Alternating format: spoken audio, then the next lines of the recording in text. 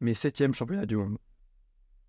Probablement ma prépa la plus difficile à ce jour. Corentin, c'est quelqu'un qui arrive à pas mal se remettre en question. Il essayait perpétuellement de trouver ce qui allait pas. Si une chose se passe mal, il va pas s'arrêter là. Je préfère échouer que de ne pas me donner tous les moyens de réussir. Dédie sa vie au power. C'est des années de travail. Le niveau qu'on a, on le mérite. Des soulevés de terre à 300 kilos, c'était compliqué. On veut beaucoup, à mon avis.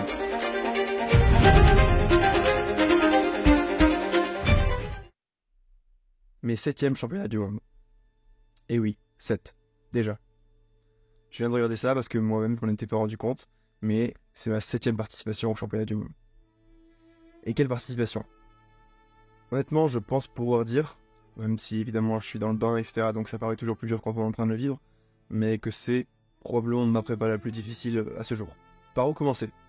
Honnêtement, je vais essayer de parler, on va dire, avec le cœur, même si c'est pas quelque chose que je fais souvent, mais je vais vous raconter un petit peu, tout simplement. Vraiment tout ce qui s'est passé depuis mes derniers championnats du monde, puisque c'est ma dernière compétition à Malte en 2023. Quelle saison? Déjà, le mantra de cette préparation, et je me suis rendu compte qu'à la fin, parce qu'avec la pression qui augmentait et mon état d'esprit forcément qui devait s'y confronter, je me suis répété une phrase, c'est « je préfère échouer que de ne pas me donner tous les moyens de réussir ».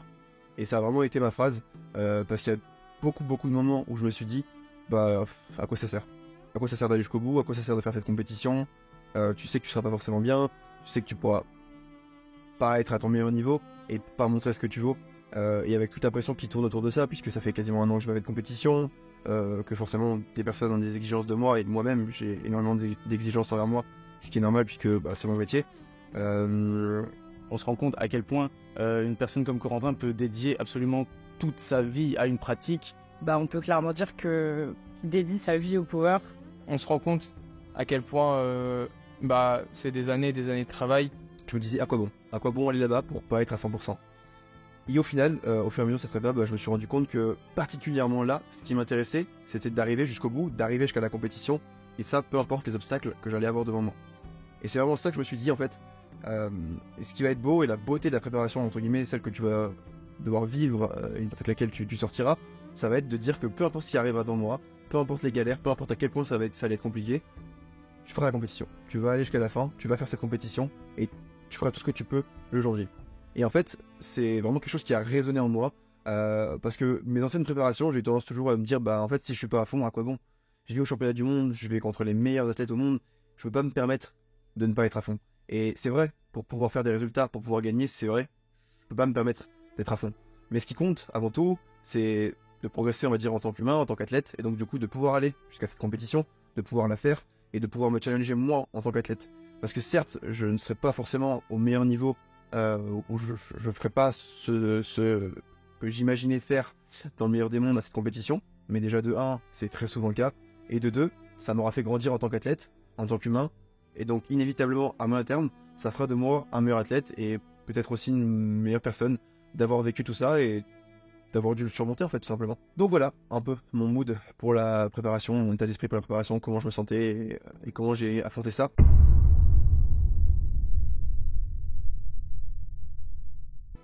Maintenant on va faire un petit flashback. On revient sur mon année 2022. Probablement une de mes meilleures années sportives, pour la simple et bonne raison que cette année-là je suis champion du monde junior. Mais surtout, et le titre qui m'a vraiment touché, on va dire personnellement, en tout cas qui marque une certaine période de ma carrière, c'est d'avoir été le meilleur junior de l'année dans ma catégorie, de battre du coup le record du monde junior, de battre le plus gros IPF point jamais fait par un junior depuis la création de notre fédération. Pour moi c'est vraiment le highlight entre guillemets de la saison 2022-2023, enfin 2022 du coup, à Istanbul en Turquie. D'ailleurs si vous voulez aller voir, on a fait tout un documentaire là-dessus. Sur une de mes meilleures compétitions, je finis avec 895 au total, avec de la marge, avec une compétition très bien gérée, et j'enchaîne cette compétition avec la meilleure période d'entraînement de ma vie, puisque j'en arrive sur des totaux qui se rapprochent des 1000 kg, très proches des 1000 kg. J'ai fait plus de 965 au total sur la période qui suivait cette compétition. Donc vraiment tout s'était aligné.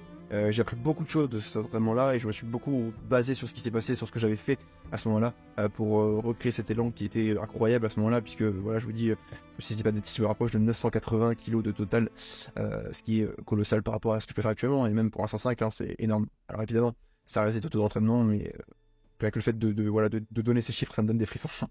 Donc voilà pour résumer cette partie-là de la saison. Et ensuite j'enchaîne avec la saison 2023, des Europes, etc. qui se passent pas trop mal, quelques podiums. Mais mon objectif, c'était les mondes. Donc on arrive à Malte en 2023. Compétition qui compliquée puisque la concurrence déjà été rude.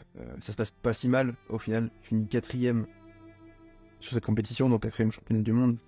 Voilà, avec une bonne compétition, et même si c'est pas la compétition de ma vie, mon squat est très bien, mon bench est plutôt pas mal, et je finis pas sur le terre que je voulais, mais ça reste une compétition qui est ok. En sortant de cette compétition, je me dis bon, on met les bouchées doubles et c'est le moment, c'est une grosse saison qui arrive, mais en même temps on m'avait garanti pour ces mondes-là ma place jusqu'au championnat du monde. Donc en fait, en sortant de cette compétition, je me disais pendant un an je n'ai pas besoin de faire de compétition puisque je suis déjà qualifié pour les mondes de l'année d'après, ce qui signifie que j'ai pas ce sentiment d'obligation, et dans ma tête je partais du principe que je n'allais pas en faire, tout simplement pour me préparer le mieux possible pour ces mondes-là qui eux sont qualificatifs pour les World Games. Et voilà comment s'articule ma saison 2023, 2 championnats d'Europe puisqu'ils ont recalé un petit peu les calendriers pour pouvoir mieux gérer les saisons des athlètes internationaux. Donc premier championnat d'Europe que je décide de ne pas faire, puisque du coup je voulais me concentrer sur le championnat du monde. Puis les France que je voulais faire mais qui était vraiment sur un mauvais timing pour moi, puisque je me suis blessé vraiment 10 jours avant la compétition. Objectivement, j'aurais pu la faire avec le recul, mais en fait, à partir du moment où je me fais un limbago à 10 jours de la compétition, je me dis qu'est-ce que je peux faire. En fait, c'est tellement frustrant de se dire que je vais devoir arriver dans cet état, alors que j'étais très bon à ce moment-là, puisque j'ai doublé 340 très facilement au squat, j'ai failli squatter 370, enfin voilà, j'étais probablement j'étais même dans une très bonne période d'entraînement. Mais j'ai décidé de pas faire cette compétition pour justement pouvoir aller aux Europes, qui étaient quelques mois après, et pour pouvoir faire quelque chose de bien à ces Europes. Et donc je m'inscris pour ces championnats d'Europe. Et là c'est pas ça, un petit peu compliqué. Je m'inscris en moins de 120 avec un total de moins de 105. Et juste avant, une règle a été passée, même si elle existait déjà, mais on va dire a été appliquée de manière plus stricte. En fait, il faut avoir un total de moins de 12 mois dans la compétition dans laquelle... moins de 12 mois avant la compétition à laquelle tu vas t'inscrire, et dans la catégorie dans laquelle tu t'inscris. Donc ce qui paraît logique, dit comme ça, puisque évidemment, si tu fais en total en plus de 120 et que tu t'inscris en moins de 83, il y a un problème. C'est pas du tout logique de le faire. Mais moi, j'avais fait à l'inverse. Je m'étais inscrit en moins de 120 avec un total de moins de 105. Donc tout de suite, ça paraît beaucoup plus logique, puisqu'on se doute qu'en prenant du poids, on va pas devenir moins fort. Mais les règles sont les règles, et je me retrouve à devoir participer à cette compétition en groupe B. Si vous voulez en apprendre plus sur cette compétition, j'ai fait aussi une vidéo dessus, donc je vous invite à aller checker, puisque je raconte exactement le comment du pourquoi et comment ça m'a impacté à ce moment-là. Donc je me retrouve encore une fois avec une compétition abandonnée. Il a enchaîné les prépas pour des compétitions qui ne se sont pas passées. Donc là, je parle des France et des Europes, du coup. Forcément, ça n'a pas été facile à gérer pour lui, dans le sens où forcément, il y a eu pas mal de bas, étant donné que les compétitions n'ont pas pu se faire pour des raisons de blessure, tout simplement. Ça, c'est pas quelque chose sur lequel on peut avoir énormément de contrôle. Donc...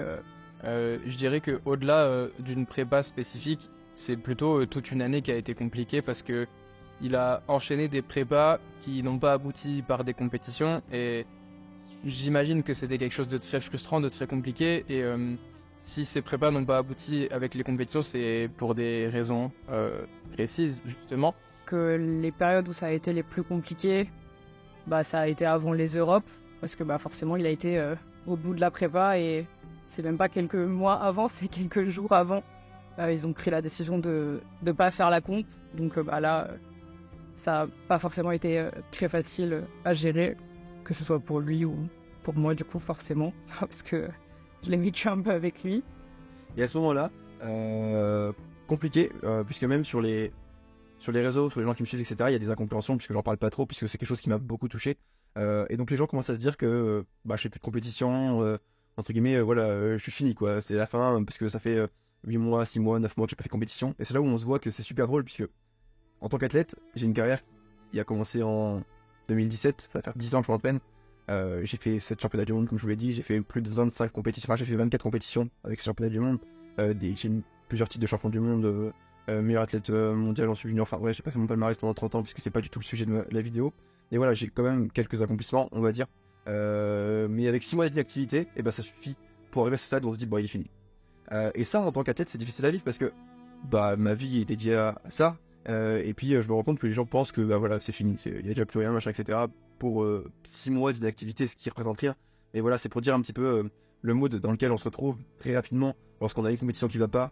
En fonction de comment se passent les entraînements, forcément, son mood global change aussi beaucoup. Donc forcément, indirectement ou directement, ça m'impacte. Parce que c'est la façon dont il est dans la vie de tous les jours. Donc forcément, quand la prépa est en dents de scie, ben, l'état d'esprit est aussi en dents de scie, du coup, à la maison. On peut très vite avoir beaucoup de gens qui nous soutiennent, comme à l'inverse, beaucoup de gens qui nous descendent. Et ça, en fait, il faut apprendre à vivre en tant qu'athlète. Je pense que tout le monde a déjà vécu une forme d'harcèlement ou voilà, d'oppression, on va dire. Enfin, ça a beaucoup de façons différentes d'exister. Et ça peut toucher les gens d'une manière différente ou une autre. Et forcément, quand on est exposé à un minimum sur les réseaux, bah, on est exposé à tout, pas que au positif, et même beaucoup au négatif. Et plus le temps avance, et plus en général c'est le cas. Mais c'est quelque chose qu'il faut savoir vivre, quelque chose qu'il faut apprendre à être confronté à, en fait, parce que c'est pas si facile que ça. Et même moi, qui suis quelqu'un d'assez stoïque, qui prend beaucoup de recul sur les choses, ça peut impacter par moments. Et du coup, j'en parle là, puisque ça joue un peu un rôle dans toute cette préparation-là, un stress en plus de tous les pépins physiques que j'ai pu avoir. Comme je vous ai dit, juste avant les championnats de France, je me blesse. Et là, ça commence à être un petit peu la descente aux enfers.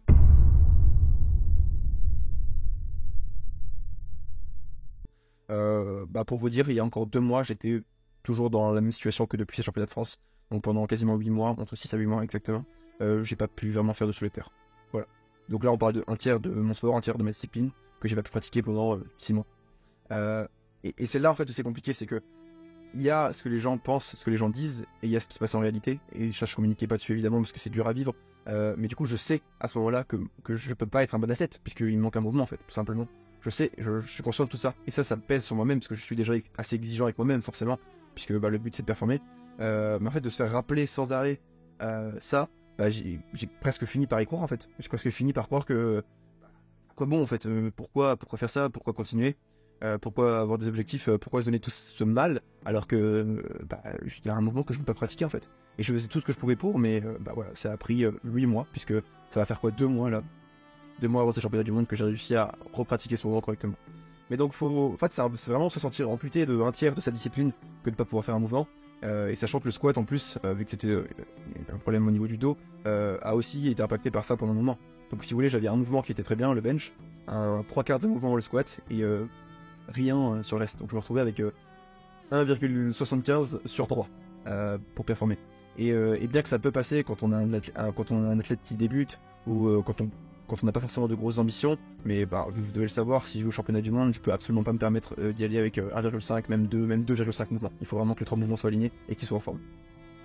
Et donc c'est ça qui rajoute tout ce côté un petit peu pression psychologique sur la compétition, puisque ça dure en fait. Donc si ça dure, c'est qu'il y a un problème, ou en tout cas c'est qu'il faut trouver une solution, et c'est que la solution ne viendra pas d'elle-même. En vrai, c'était assez long, ça a pris du temps, parce que la durée sur laquelle il s'est pas hyper bien senti, où il a eu des pépins, en fait elle était quand même assez rallongée, et donc ça a demandé beaucoup de patience, beaucoup de travail et beaucoup d'essais, de tests. Voilà cette passe. Voilà ce long moment de quasiment 200 jours, à hauteur de peut-être 150 entraînements, où je bute. Je suis face à un mur, les choses s'améliorent pas, j'essaye beaucoup de choses, ça va mieux, puis ça retombe, ça va mieux, puis ça retombe. Il essayait perpétuellement de trouver ce qui allait pas, peut-être même parfois à tort. En vrai, on peut pas vraiment savoir.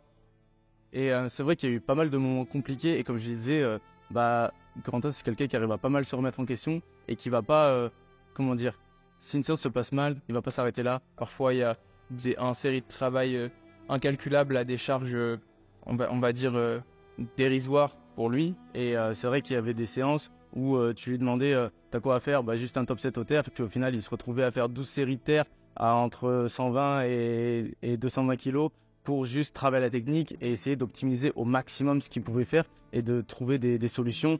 Et je pense qu'on a tous vécu ça dans une certaine mesure, l'échec. Mais si confronté, il y a de confronter autant et sans arrêt buter, c'est ça qui fait que c'est compliqué en fait, parce que si ça va pas, pourquoi est-ce que ça irait mieux du jour au lendemain en fait. On se doute bien que ça va pas être spontané, donc même psychologiquement, bah en fait on attend la solution, on cherche la solution et si on la trouve pas, on se dit bah il faut juste continuer, mais c'est très vague. Et c'est ça un peu qui rend la situation compliquée, puisque un problème, certes, ça facile à identifier, mais pas de solution. Il voulait tellement revenir à son niveau, ce qui est normal, et même progresser, que bah en fait, je le voyais constamment analyser ses vidéos, regarder ce qu'il faisait de bien quand il était fort, ce qu'il fait de moins bien actuellement, et il a essayé des trucs hyper farfelus, tu vois. Franchement, dans les derniers mois de la prépa, j'ai jamais vu à la fois autant quelqu'un se casser la tête à s'entraîner, mais aussi juste faire le maximum pour pouvoir revenir sur un état de forme convenable et juste satisfaisant pour son niveau. On parlait certaines fois de positions qu'il essayait de prendre pour se mettre dans une meilleure position ou alors avoir moins mal à certains endroits. Et c'était genre d'une précision, j'ai envie de dire chirurgicale, genre. Et donc ça a été toute la mission de cette préparation, et c'est pour ça que ça a été la préparation la plus compliquée de ma carrière en fait, puisque je ne trouvais pas la solution jusqu'à il y a très peu de temps, où enfin j'ai réussi à me remettre sur les 3 mouvements. Mais bien que ça a été le cas, en fait c'était tellement proche de l'échéance, avec les objectifs des World Games, avec tout ce temps-là où je me disais il faut que je prouve, il faut que je remonte sur scène, il faut que je revienne, il faut que je fasse les choses. Au final il me restait 2 mois. Alors que j'avais pris 1 an pour préparer cette compétition, il me restait 2 mois pour la préparer correctement.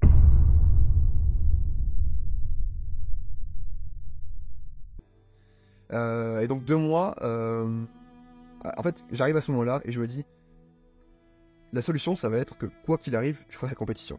Donc en fait c'est à moi, pas la troisième personne, mais c'est à toi de voir si tu veux la faire en étant ridicule ou la faire et au moins montrer un minimum, montrer ce que tu peux, enfin être présent et ne pas juste y aller en tant que touriste.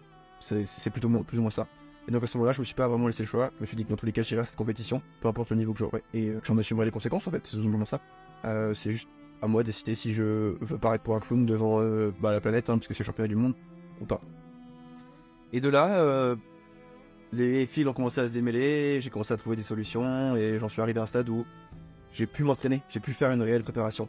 Et bien qu'elle a duré peut-être 7-6 semaines au soulevé de terre et en plus pour le squat, puisque ça s'est démêlé un petit peu avant, elle a été très courte, très intense et encore semé plein de rebondissements, puisqu'il y a des séances où forcément c'était pas linéaire, c'était pas du jour au lendemain, 6 mois de galère qui partent et tout va bien. Il y a des séances où je pouvais plus terre, où le squat était compliqué et ça revenait, ça repartait, ça revenait, et encore là pour vous dire il y a 10 jours j'ai loupé 270 kg au soulevé de terre. Et il a vraiment essayé de chercher au maximum ce qu'il pouvait pêcher entre guillemets et trouver une manière de se sentir mieux.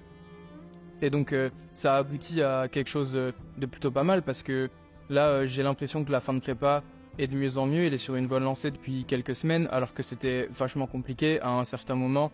Des soulevés de terre à 300 kg c'était compliqué, des squats à 300 kg pareil c'était compliqué.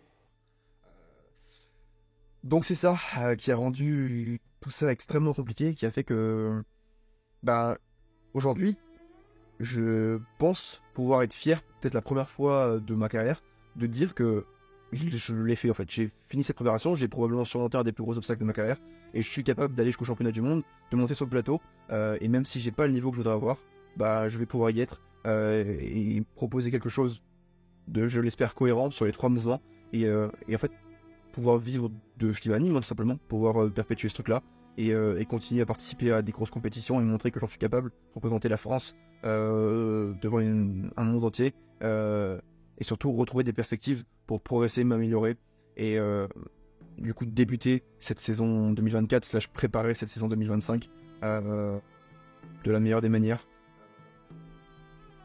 pour en faire, je l'espère, la meilleure saison que je pourrais faire. Et voilà, pour conclure tout ça, ça peut paraître un peu cartoonesque et ce qu'on entend très souvent sur les réseaux, mais pour vous dire que c'est vrai au final, peu importe votre niveau de pratique, ce qui peut et ce qui va faire la différence, c'est comment vous allez gérer ces moments difficiles, parce qu'il va y en avoir, et ça c'est certain, je pense que on a tous vécu. Moi je trouve que c'est une bonne chose de s'entraîner avec lui, et on se rend compte en fait que le powerlifting peut être un sport facile, mais que si on se donne les moyens et qu'on travaille vraiment, c'est pas si facile que ça. Et c'est ce que j'ai pu voir en m'entraînant avec Corentin. Et moi, ça a changé pas mal de choses sur mes entraînements, d'essayer de toujours chercher un peu plus parce que je cherche aussi à atteindre le haut niveau et de voir quelqu'un qui l'a déjà mais qui fait tout pour garder ce haut niveau et pour montrer que il est encore là. C'est vrai que c'est assez inspirant et quand on est à l'entraînement, moi personnellement, je cherche toujours à faire un petit peu plus, à me donner plus et à pas me reposer sur ce que je sais faire parce que je pense que c'est comme ça que on devient et qu'on reste, comme Corentin l'a fait, un athlète de niveau international. Mais ce qui va faire la différence, c'est justement ça. Quand on se retrouve tout seul, quand on se retrouve dans un moment compliqué, qu'on prend un peu de recul sur la situation, quelle va être la finalité de tout ça? Est-ce qu'on veut prouver que c'est une mauvaise passe, aller de l'avant et au final laisser tout ça au passé? Ou alors est-ce qu'on n'arrive pas à se confronter à la situation, qu'on l'accepte pas, qu'on soit potentiellement paralysé par la peur, et du coup qu'on se sorte pas? Et j'ai décidé tout simplement de choisir la première option, de pas me laisser le choix. Et aujourd'hui je suis prêt. Je pense que je peux le dire, je suis prêt. Prêt à me confronter à la réalité, aussi dure va-t-elle être. La réalité étant évidemment la compétition. Bien que je sois absolument pas certain de ce qui va se passer, du niveau que je pourrais proposer et d'être satisfait de ma compétition, puisque de toute façon, peu importe ce que je ferai là-bas, c'est très compliqué de satisfaire quand on a des exigences sur soi-même et qu'on a de hautes attentes. Mais je suis prêt à me confronter à ce qui va se passer, prêt à échouer s'il le faut, prêt à aller dans la difficulté et aller jusqu'au bout en fait, tout simplement, à finir cette compétition et pouvoir dire que je l'ai fait, que j'ai eu le courage de le faire et que comme je l'ai dit, je préférais échouer que de ne pas aller jusqu'au bout, de ne pas me donner tous les moyens de pouvoir réussir.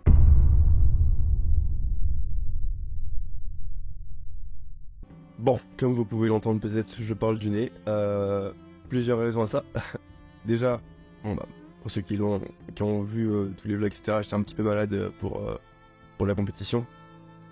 Et là, ça fait quasiment 10 jours que je suis. Donc, on fait avec. Mais le combo maladie plus allergie, ça fait que je parle beaucoup du nez. Et je suis désolé du coup si c'est un petit peu désagréable pour vous. On va rentrer directement dans le vif du sujet. Comment est-ce que j'ai vécu ces championnats du monde? Évidemment, pour ceux qui me connaissent un petit peu, vous devez savoir que vraiment pas très bien.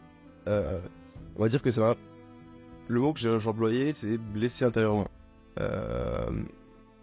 Ça fait un moment que j'ai pas été dans cet état d'esprit où vraiment j'ai cette sensation que je m'en veux beaucoup à moi-même. Mais en même temps, quand on regarde la prépa, j'ai fait ce que je pouvais faire et j'ai fait ce que je devais faire, c'est-à-dire arriver jusqu'au bout, faire la compétition et déjà remplir cet objectif-là, qu'il a été fait. Mais d'une certaine manière, je pense que je savais en fait qu'en allant à cette compétition, j'allais me prendre une claque. Je savais que ça allait me blesser et que ça allait me pousser à faire à me mettre dans mes retranchements en fait, simplement à retrouver, je dirais pas retrouver parce que je pense jamais avoir perdu cette flamme qui fait que je veux progresser, mais en fait à vraiment être dans un état d'esprit différent. Et c'est exactement l'état d'esprit dans lequel je suis à l'heure actuelle. Puisque pour ceux qui ne savent pas, il y a une petite inside de mes entraînements, mais je m'entraîne tous les jours depuis la compétition. Je squatte tous les jours depuis la compétition, je bench tous les jours depuis la compétition, et ça fait une semaine quasiment là. Ça fait longtemps, comme vous pouvez le voir, que j'ai été aussi fatigué. Parce que là, il y a beaucoup de boulot à rattraper avec tous les événements qui arrivent aussi, et mes entraînements. Donc là, j'ai du mal à suivre au niveau fatigue. Et ça fait un moment que j'ai pas ressenti ça, mais ça fait du bien. Ça fait du bien de pouvoir se la coller en fait. Et j'ai pas la notion de si je suis trop fatigué, je vais pas performer, machin, etc. En fait, je suis assez loin d'une compétition pour pas avoir le stress de ça. Et donc juste, à chaque entraînement, je me la colle. et vraiment, ça fait du bien. Parce que comme je l'ai dit, j'ai été blessé intérieurement, donc j'ai besoin d'extérioriser ça d'une certaine manière. Et je pense que c'est ma manière de... je dirais pas de punir, parce que ça montre une relation malsaine, mais c'est un peu ça. C'est d'aller de l'avant par rapport à ce qui s'est passé. Donc évidemment, j'ai honte de ce que j'ai pu produire, du niveau que j'ai, qui est catastrophique, puisque c'est le niveau que j'avais il y a 4 années.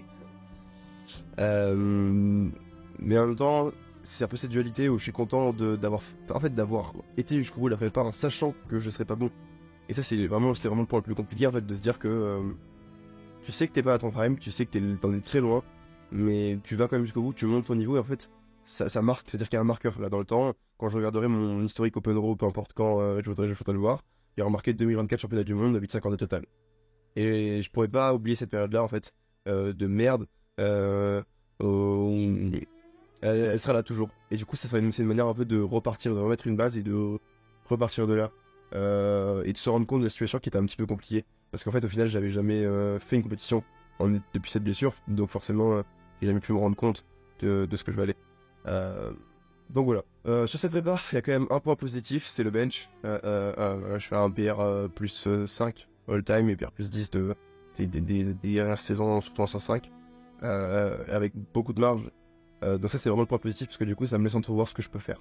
C'est-à-dire que si j'avais un bon squat et même là si je validais juste 3,17 par exemple avec mon bench, ça me faisait déjà mon meilleur sub total quasiment ever. Donc voilà, ça laisse entrevoir que vu que le squat est pas non plus catastrophique, je peux très vite avoir un plus gros sub total, me rapprocher du coup des quasiment des 5,50 hein. Parce qu'au final si là on prend mon meilleur squat qui est 32 plus mon meilleur bench qui est 15, là ça fait 47. Donc 5,47 total en sub total. Donc au final, en prenant en compte ces deux mouvements-là, imaginons que je ne terre juste que 300, ce qui n'arrivera probablement jamais, je suis déjà avec 47 de total. En fait, moi je le vois comme ça, c'est-à-dire que avec le sub total que j'ai, si on rajoute là-dessus mon niveau habituel au terre, ou en tout cas mon meilleur niveau au terre, je dépasse les 900 de total, en fait. Et je le vois comme ça.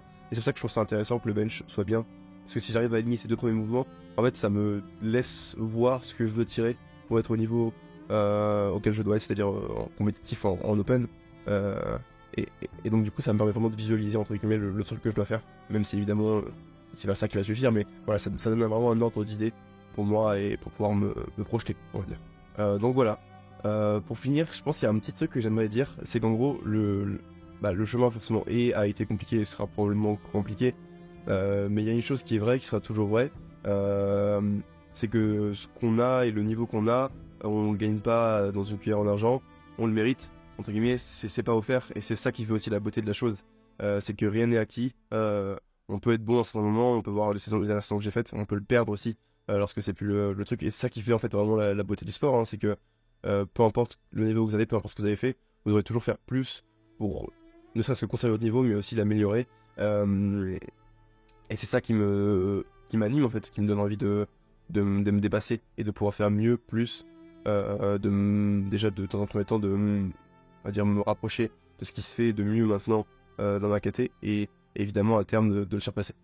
Donc voilà, c'est le petit mot de la fin. Peu importe le niveau que vous avez maintenant, peu importe ce que vous visez, si vous en donnez les moyens, ça sera la route la plus simple pour y arriver. Donc faites tout ce que vous pouvez. Ne soyez pas aveuglés par ce que vous êtes maintenant et ce que vous voulez être et on va dire le gap qu'il peut y avoir entre les deux. Parce que ce qui compte, c'est de faire tout ce que vous pouvez à l'instant T.